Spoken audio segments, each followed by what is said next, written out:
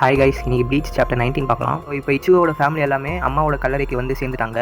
கரீன் என்ன சொல்கிறான்னா, ரொம்ப நாள் ஆச்சுமா உங்களை பார்த்து, நீங்கள் எப்படி இருக்கீங்க? நீங்கள் செத்துட்டீங்கல்ல, எனக்கு தெரிஞ்சு நீங்கள் அவ்வளோ நல்லா இருக்க மாட்டீங்க. யூசோ, இச்சுகோ, நாங்கள்லாம் நல்லா இருக்கோமா? அப்பாவும் ரொம்ப நல்லா இருக்காரு, ஆனால் அவர் நடந்துக்கிற விதம் தான் கடுப்பாக இருக்கு அப்படின்ட்டு கரீன் சொல்கிறா. அதுக்கு இச்சுகோ அப்பா, இப்போ நம்ம குரோசாக்கி ஃபேமிலியோட கல்லறையில் ஒரு டோர்னமெண்ட் நடத்துகிறோம். இந்த டோர்னமெண்ட் 2 மணி நேரம் நடக்க போது ரொம்ப ஃபன்னாகவும் இருக்கும். ஃபர்ஸ்ட் மேட்ச் எனக்கும் இச்சுகோக்கும் தான். யார் தோக்குறாங்களோ அவங்க ஒரு வாரம் அடிமையாக இருக்கணும் அப்படின்ட்டு இச்சுகோ அப்பா சொல்கிறாரு. அதுக்கு யூசோ, அப்பா இதை நிறுத்துங்கப்பா அப்படின்ட்டு சொல்கிறா. எல்லாம் மேல இருந்து ருக்கியா பார்த்துட்டு இருக்கா. யூசோ என்ன சொல்றானா, இச்சுகோ அப்பாவை ஸ்டாப் பண்ணு அப்படின்ட்டு சொல்றா. இச்சுகோ அப்பா டோர்னமெண்ட்டை ஸ்டார்ட் பண்ணலாம் அப்படின்ட்டு சொல்றாரு. அதுக்கு யூசோ என்ன சொல்றானா, அப்பா இப்போ இது மாதிரி நீங்க பண்ணீங்கன்னா உங்களுக்கு நைட்டு டின்னர் கிடைக்காது அப்படின்ட்டு யூசோ சொல்றா.